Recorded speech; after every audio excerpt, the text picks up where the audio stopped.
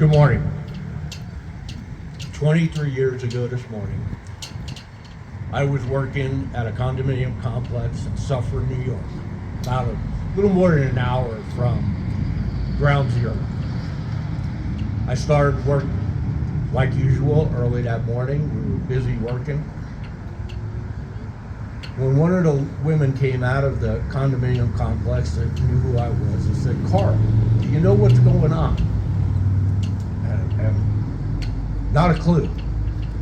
Before Nexel reports, before your phone's ringing constantly about whatever's going on in the news, not a clue. She said a plane hit the Twin Towers, hit one of the towers. She said, "You got to come in and see this." I went into her living room, showed me the TV with the first tower that was struck and smoke and flames, and we stood there and looked at it and said, "Ah, what a tragic accident." And that was the belief, a tragic accident. But she said to me something that stuck with me. She said, "You need to go home now. This is going to change everything." Don't know how she knew that at that time, but she did. I said, "You know what? I got to finish my job. It's horrible, blah, blah, blah." She said, No. You pack up your stuff and you go home." So I did. I went to my parents' house. When I got to my parents' house, I got to see the second plane hit. We knew then it wasn't an accident. We knew then it was not just tragedy. Twin Towers hold a special place in my heart and my family. See, my dad was a foreman on the North Tower to Twin Towers. He was there from pretty much day one till they were completed, working on it. I've been in the towers many times. My family, I've been back. I've been in the Freedom Tower. When the second tower collapsed, that was enough.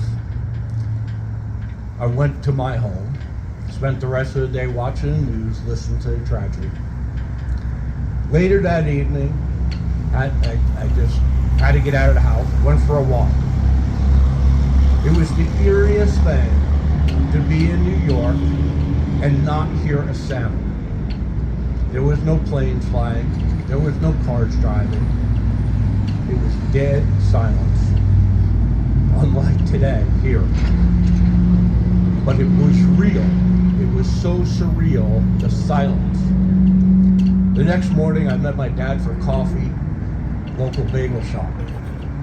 And that's when we started to get the word that so-and-so didn't make it home last night, and they hadn't been heard from. What I placed on the ground is 44 neighbors, friends, residents of Orange County, New York, that didn't see the sunset 23 years ago.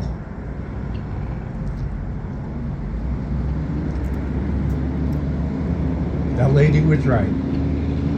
Everything changed. My son was only 10 years old when this tragedy happened.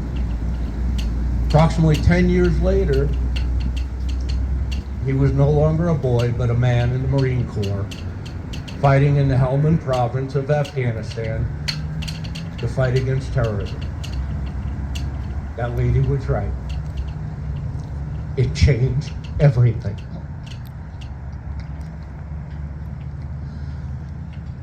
The good of all this is just how we responded. On September 12th, 2001, we weren't Republicans, we weren't Democrats, we weren't any color, we weren't any religion. We were United States citizens, standing by each other,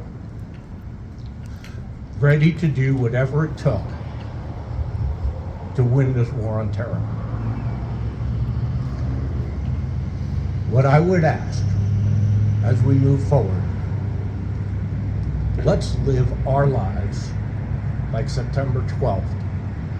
Let's stop judging each other, nitpicking each other, and be Americans. we the people, citizens of the United States, God bless America. God bless all the people that sacrificed so much. And don't forget.